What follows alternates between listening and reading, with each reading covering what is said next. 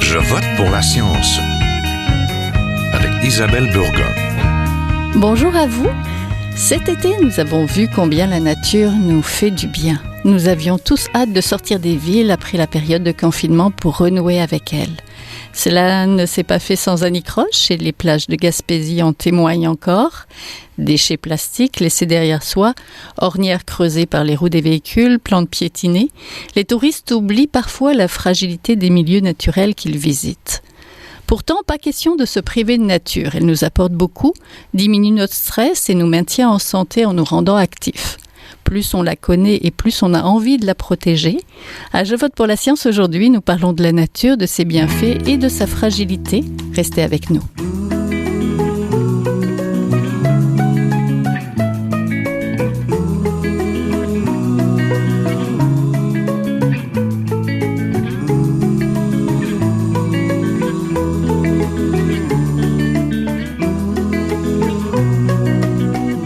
Pour parler de nature et des manières de renouer avec elle sans nuire au milieu naturel que nous découvrons, je suis en compagnie de Charlène Dobenfeld, responsable des communications à la Société pour la nature et les parcs du Québec, connue par le nom de la SNAP Québec.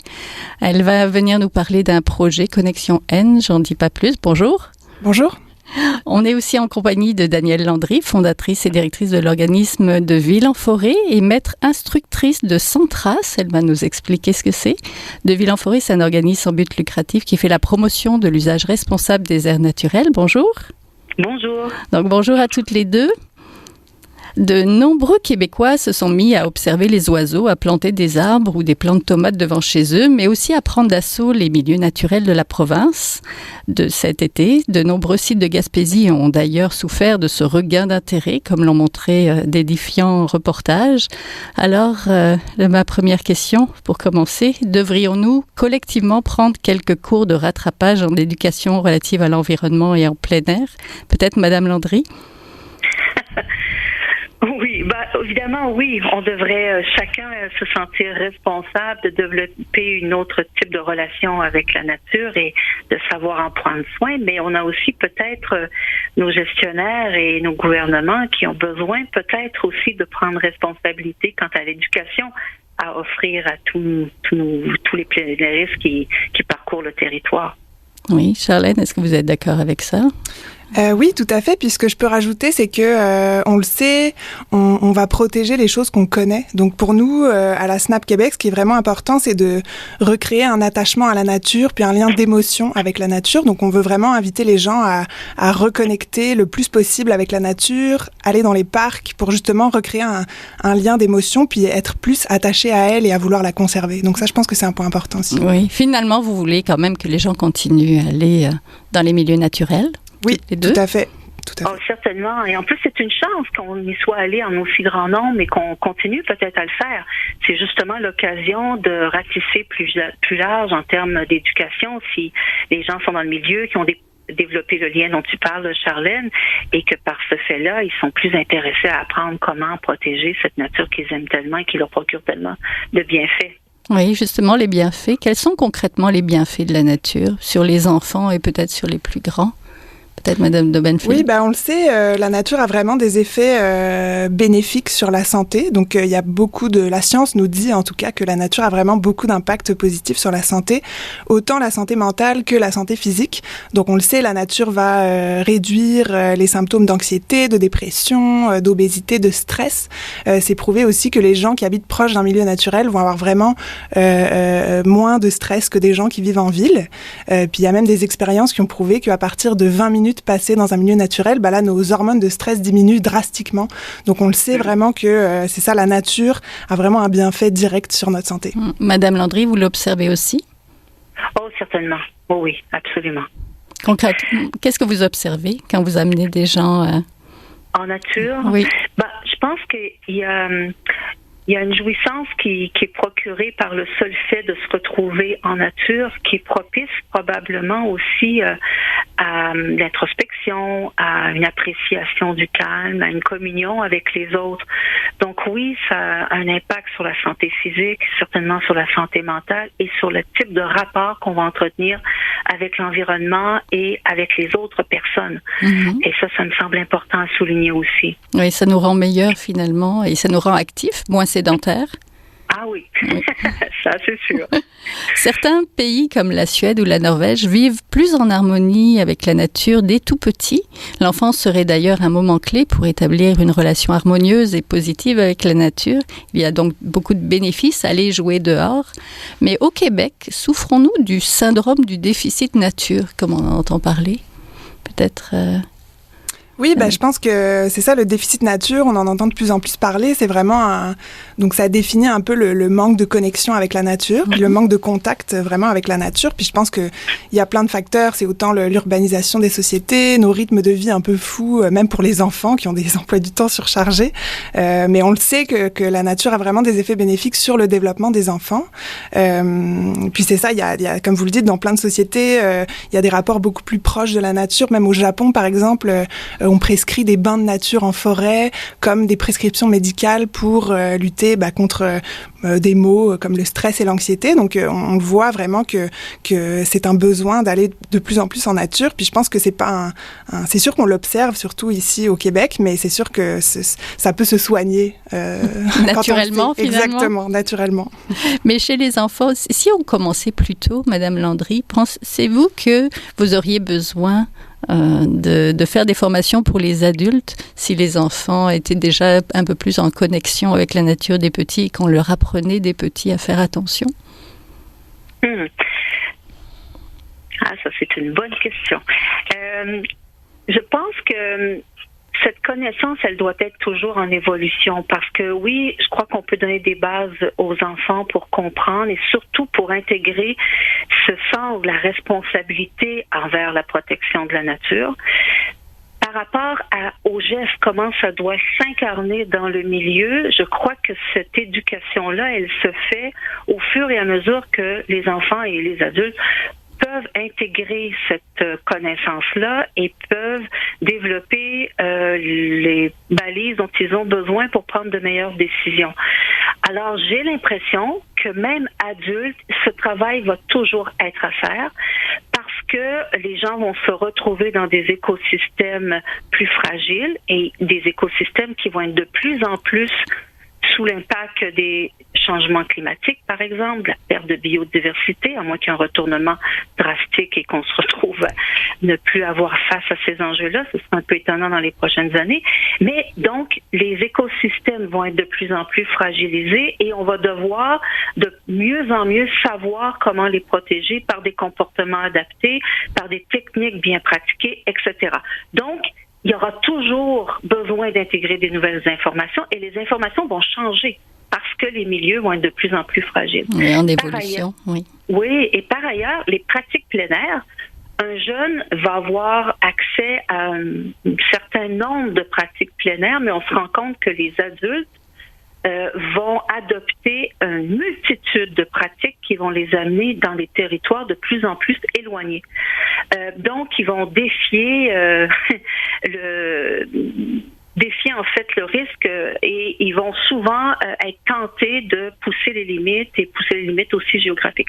Donc, ce faisant, à la fois des écosystèmes différents auxquels il faut s'adapter, mais aussi la pratique plein air qui va nous amener à devoir développer des techniques encore mieux adaptées. On ne fait pas les mêmes techniques si on est en escalade versus si on est sur l'eau ou si on est à pied dans un sentier. Donc, tout ça va faire que je crois qu'au cours de la vie, ça fait partie de la formation continue, si on peut dire, de tout bon plénériste, et de continuer à se former et de comprendre le territoire dans lequel il se trouve et sa pratique pour mieux l'adapter. Alors oui, les enfants ont créé cette ouverture, on intègre des valeurs à l'intérieur de leur chaîne de valeurs et tranquillement, pas vite, on leur permet d'adopter des comportements, mais je crois que ça va évoluer tout au long de la vie.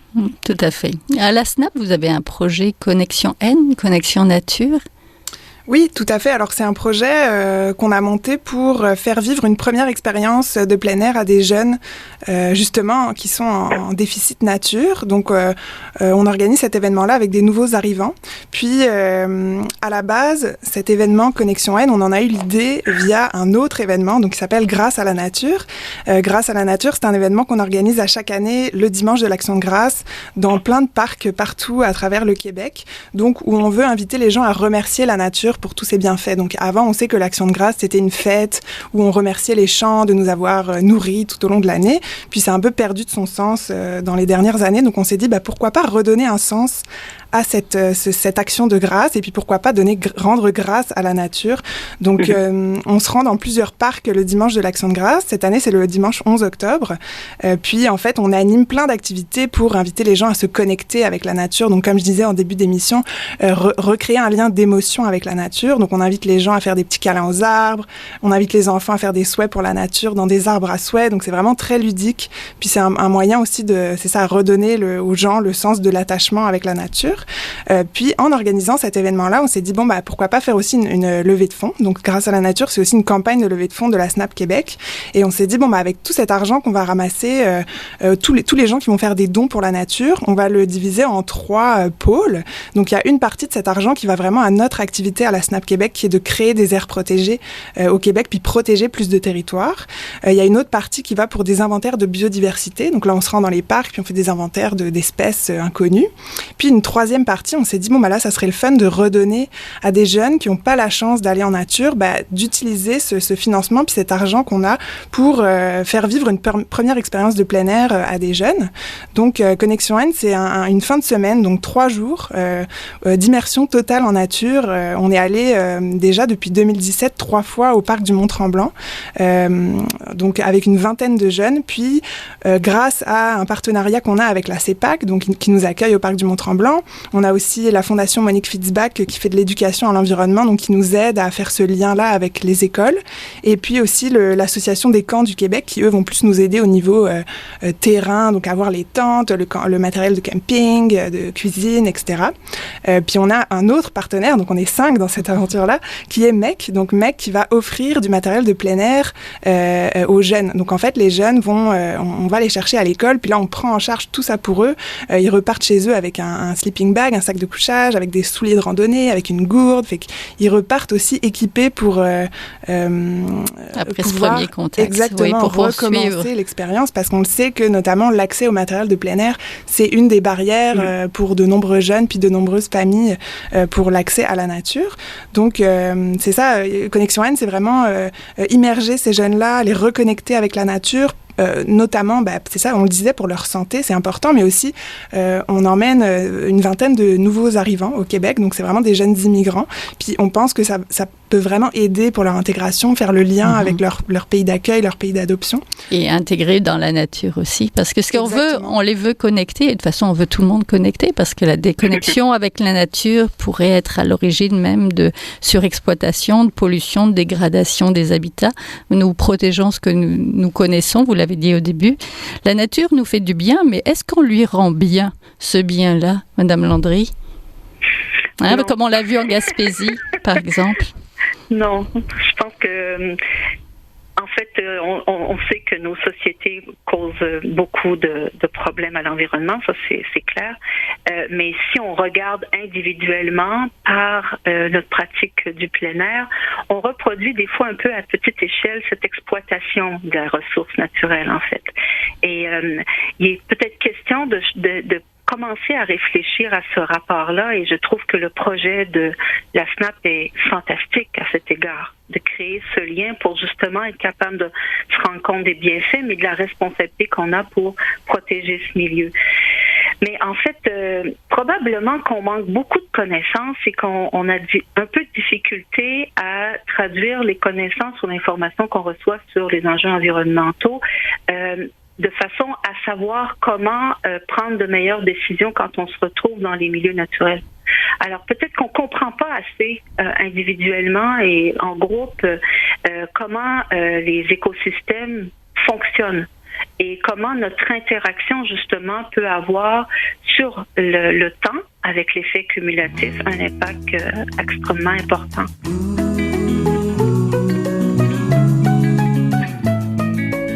Vous êtes toujours à Je vote pour la science, là où la science rencontre la politique, une émission produite par l'agence Science Presse. Vous pouvez visiter son site internet au sciencepresse.qc.ca.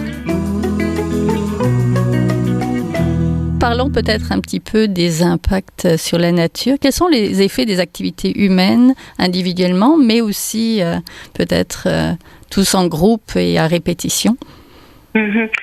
On a de l'impact, en fait, sur toutes les composantes d'un écosystème, sur la faune, sur la flore, sur les sols, sur les ressources en eau, et même sur les éléments qui le composent au plan culturel, les artefacts archéologiques. On a beaucoup aussi d'impact, et vous référiez à l'exemple de cet été, sur les collectivités par notre pratique de plein air. Alors, les impacts peuvent être très variables, évidemment, selon le degré de conscientisation des personnes et leur habilité, leur préparation aussi à la pratique du plein air.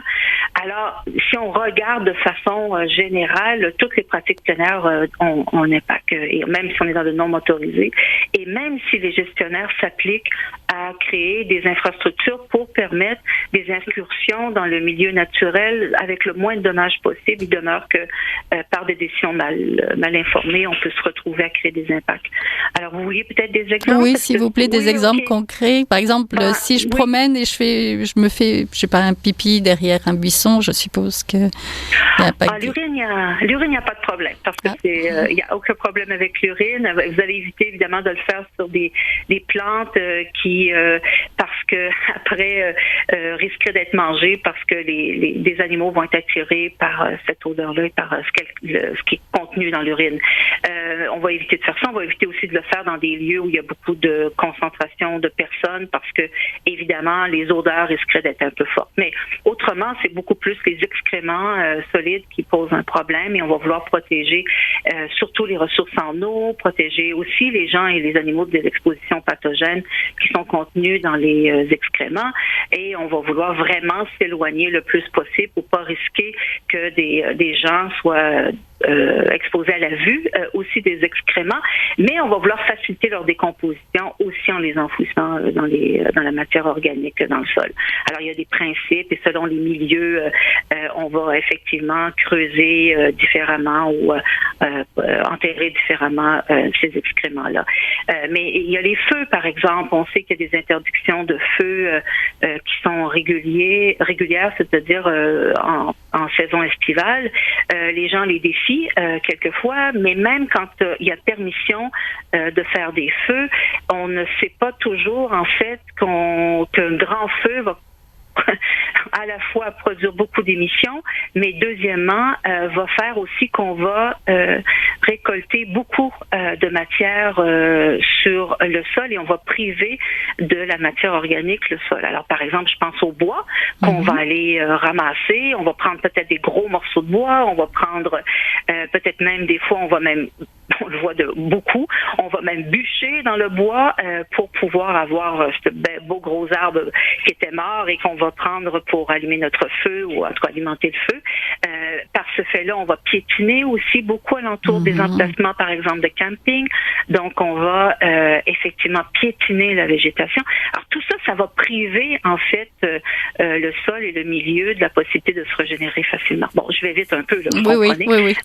Par la baignade, par exemple, si je prends pas la peine d'éponger mon corps avant, je vais plonger avec la lotion que j'ai sur le corps, la lotion solaire, avec l'anti-moustique aussi que j'ai sur le corps, et ça vient s'ajouter aux autres polluants qui se retrouvent souvent dans l'eau, etc. Il existe un effet cumulatif aussi. Moi, ce que je vois beaucoup, c'est avec les réseaux sociaux et Instagram, certains endroits qui deviennent tellement populaires, et plus il y a de touristes au sein de ce milieu-là, plus il y a de risques de dommages plus permanents, en fait, c'est ça?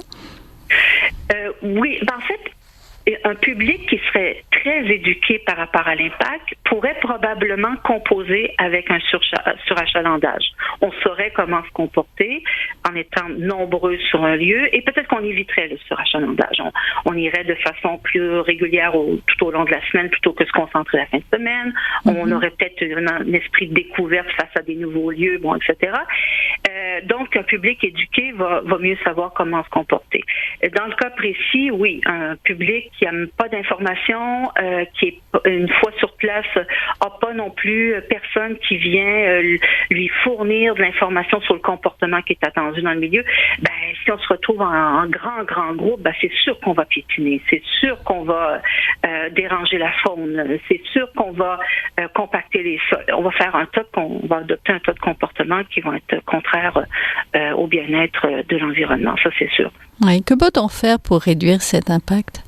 Peut-être Charlène, un petit peu. Excusez-moi. Bien sûr. Quand vous allez amener des jeunes, justement, oui. Est-ce que vous prenez quelques précautions? Je suppose que oui. Avant d'y aller, vous essayez de faire passer quelques messages? Tout à fait. Puis l'événement Connexion N, c'est vraiment aussi le lieu où on a beaucoup de discussions. Donc oui, il y a des activités de plein air, mais c'est aussi vraiment un travail de sensibilisation qu'on essaye de faire avec les jeunes, puis essayer de leur apprendre c'est quoi la vie en forêt versus la vie chez eux, leur montrer que c'est différent. Ici, mettons, chez moi, je vais laisser un papier par terre. Bon, si le papier par terre, là, je le laisse dans la forêt, ça marche pas parce que ça va se retrouver, voilà, les animaux vont le manger, etc. Donc, on essaye vraiment de faire beaucoup de sensibilisation puis de provoquer aussi des discussions avec les jeunes pour un peu, c'est ça bouscule leurs idées préconçues. Il y a plein de choses qu'ils savent pas puis qu'ils découvrent aussi tout au long de la fin de semaine de l'impact que eux peuvent avoir sur la nature. Donc, c'est vraiment, c'est ça intéressant d'avoir ces discussions avec eux. Oui, Madame Landry, vous avez un programme avec des principes, le programme Sans Trace, l'éthique du plein air avec 7 principes. C'est quoi exactement? En fait, c'est un programme qui nous vient des États-Unis. On s'est préoccupé beaucoup de voir comment on pouvait développer un programme éducatif pour aider à la fois les gestionnaires à concilier cette idée de la protection de la nature avec le souci de bien répondre aux besoins de fréquenter les milieux naturels. Donc, on a créé ce programme. On parle d'une éthique du plein air, une éthique de responsabilisation envers la fréquentation responsable des milieux naturels et les 7 principes sans trace qui sont là pour guider la pratique. Alors, les 7 principes sans trace sont basés en fait sur toute une pédagogie qui permet justement d'enseigner aux gens un peu comment ces écosystèmes fonctionnent et justement les impacts que l'on peut avoir, quelles sont ses conséquences sur le milieu, sur toutes ses composantes. Et par la suite, comment en fait on peut apprendre à réduire cette incidence-là. C'est sûr qu'il y a des impacts qui sont inévitables, mais il y en a beaucoup d'autres qu'on peut éviter ou qu'on peut au moins minimiser. Et en fait, on apprend des balises qu'on peut intégrer dans notre pratique pour prendre de meilleures décisions et aussi des techniques qui ont été largement éprouvées dans toutes sortes d'écosystèmes qui sont basées sur des bonnes pratiques de gestion des impacts et on apprend donc ces techniques-là pour essayer de réduire au maximum les impacts de notre comportement en milieu naturel. Donc ce programme-là, il est extrêmement bien structuré. Il y a 40 ans de recherche et de développement derrière ce programme et les principes continuent à évoluer parce que justement, on intègre de nouveaux savoirs compte tenu des nouvelles connaissances qui se développent et de la compréhension plus fine que l'on fait des comportements humains en milieu naturel. Oui. Et vous l'avez dit tout à l'heure, il y a aussi les changements climatiques. Oui. Les milieux changent et peut-être pour terminer, qu'est-ce qu'on devrait prioriser pour les prochaines années pour justement avoir un impact plus écologique et plus sain et plus naturel, peut-être Charlène? Oui, je pense qu'on a beaucoup parlé d'impact, mais oui, ce qu'il y a aussi d'important, c'est de savoir qu'on a vraiment pas assez de parcs et d'aires protégés en ce moment au Québec. Il faut savoir que les gouvernements ont des objectifs internationaux à atteindre d'ici la fin de l'année, donc fin 2020. Donc notamment 17% de protection des milieux terrestres et 10% des milieux marins.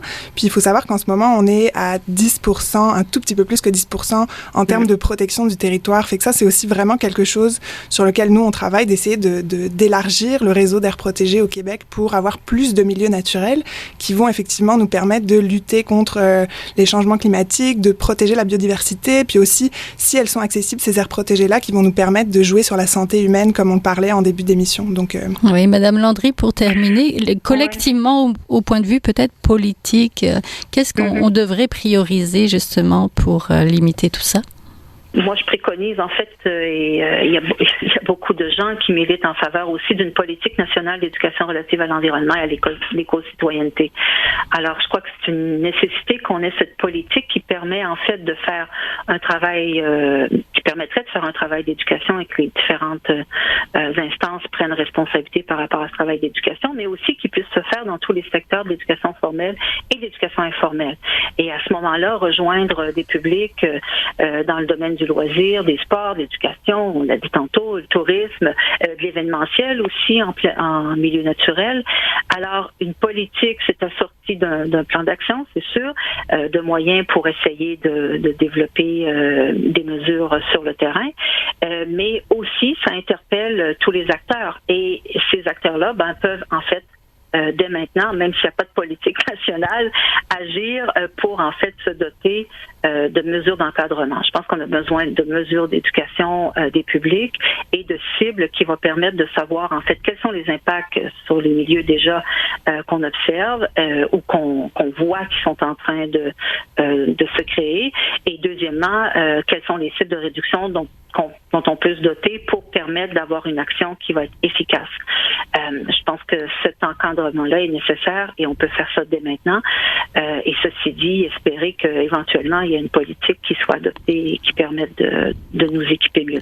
Entre-temps aussi, il y a le partenariat, c'est-à-dire qu'on se retrouve plein d'organisations à ramener des gens dans les milieux naturels. C'est formidable, mais est-ce qu'en fait, on prend tous responsabilité par rapport à la diffusion d'un message de responsabilisation par rapport à la protection des milieux naturels? Ça, c'est moins sûr.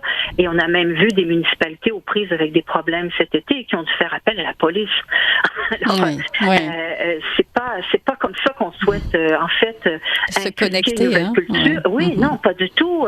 Pas plus que de réduire l'accès. Alors, est-ce que tous nous autres, on peut intégrer ce message de responsabilisation dans notre message de promotion du plein air? Et parce que les manufacturiers, les équipementiers peuvent aussi se joindre. On a tout un secteur privé qui s'est développé au Québec très axé sur l'éco-responsabilité, mais peut-être qu'il devrait intégrer aussi la protection des milieux naturels à son message. Oui, c'est tout des bonnes pistes et c'est des messages importants. Donc, merci. On était en compagnie donc de Danielle Landry, fondatrice et directrice de l'organisme de Ville en Forêt. On mettra le lien. Et de Charlène Dobenfeld, responsable des communications à la Société pour la nature et des parcs du Québec. Merci, toutes les deux. Merci beaucoup.